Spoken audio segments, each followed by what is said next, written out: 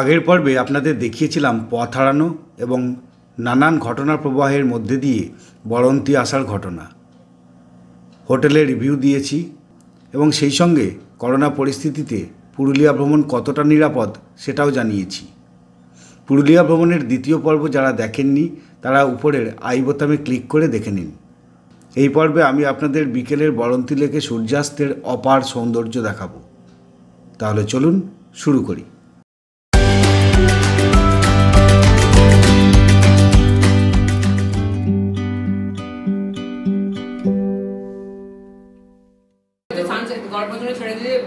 হোটেলে ঢুকতে দেরি হয়ে যাওয়ায় স্নান খাওয়া সারতে বেলা 2:30 বেজে গেল।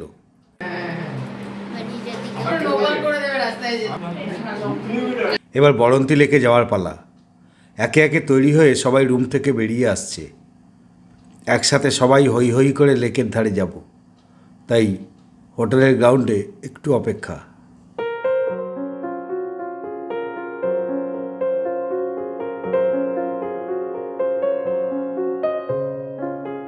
আমরা এখন যাব সোজা বড়ন্তি লেকে। আমাদের রিসর্টের পাশ দিয়ে একটা সরু রাস্তা আপনাদের দেখাই। বেশ একটা জঙ্গলময় পরিবেশের মধ্যে দিয়ে আমরা যাচ্ছি।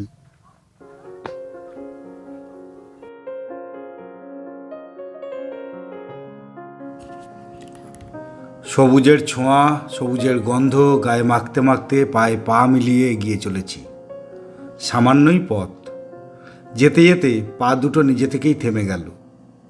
পথের পাশে জমিতে দাঁড়িয়ে আছে এক আদিবাসী শিশু। ফুলের মতো সেই শিশু অবাক হয়ে তাকিয়ে আছে আমাদের দিকে। আমিও কিছুক্ষণ তাকে দেখলাম। জানি না আর কখনো এর দেখা পাবো কি না।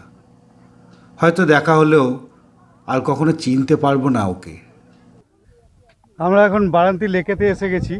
লেকের সামনে আমার পিছন দিকটা দেখতে পাচ্ছেন বারান্তি লেক। চারিদিকে সবুজ ঘেরা, দূরে পাহাড়।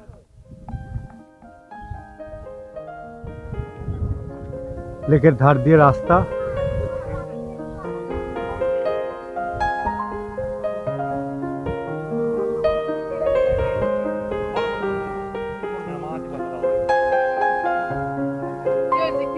কিছু না।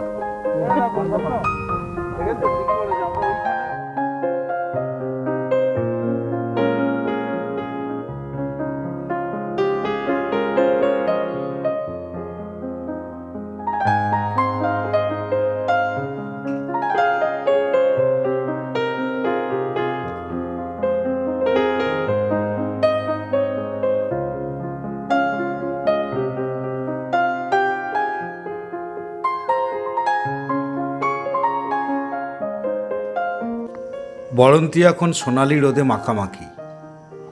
লেকের জলে চলছে আলোর খেলা। ছবি তুলব নাকি দু চোখ ভরে দেখব? ছবি তুলতে গেলে প্রাণ ভরে দেখা যায় না, আবার প্রাণ ভরে দেখতে গেলে মুহূর্তকে ক্যামেরাবন্দি করা হয় না। এ এক উভয় সংকট।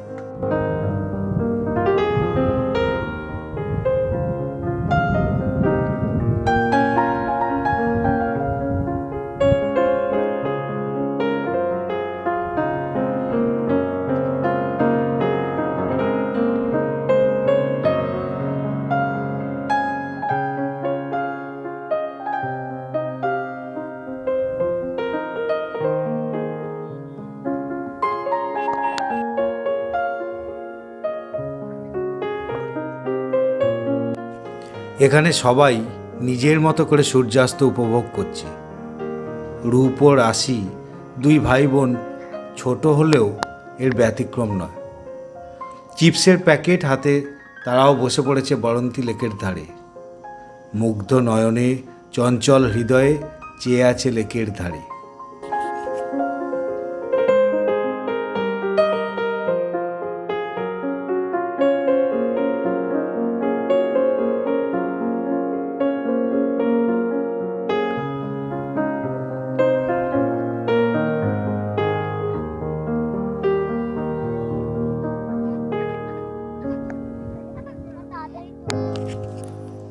অল্প যে কজন পর্যটক এসেছেন এই কোভিড পরিস্থিতিতে, তারা সকলেই এখন এই অসাধারণ মুহূর্তের সাক্ষী হতে পড়ন্তী লেকের ধারে জড়ো হয়েছেন।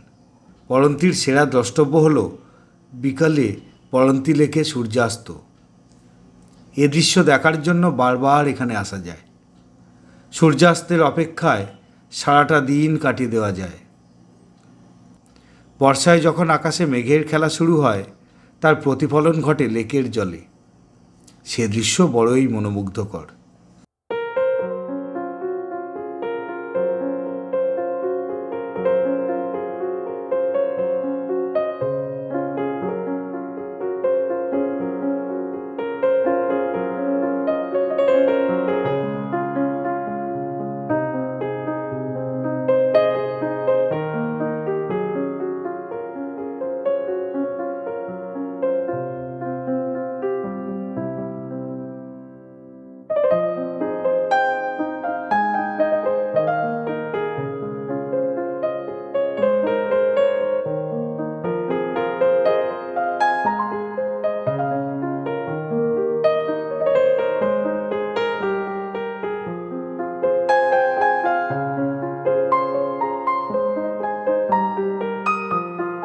লেকের ওপারে সূর্যদেব ধীরে ধীরে দিগন্তরেখার আড়ালে চলে গেলেন।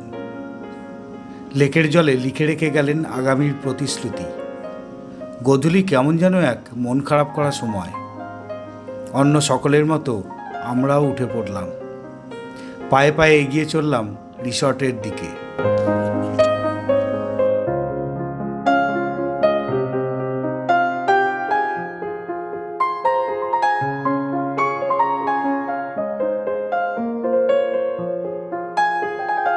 আগামী পর্বে ভোরবেলায় হাঁটতে হাঁটতে আপনাদের বড়ন্তী গ্রাম ও গ্রামবাসীদের জীবনের রোজ নামচা দেখাবো। জানাবো বড়ন্তী গ্রাম কেমন আছে। শোনাবো আদিবাসীদের নিয়ে নানা অজানা কথা। আপনারা সঙ্গে থাকুন, দেখতে থাকুন, আর কমেন্ট করে আমাকে জানান আজকের পর্বটি কেমন লাগলো। ধন্যবাদ। আদিবাসী কাদের বলে?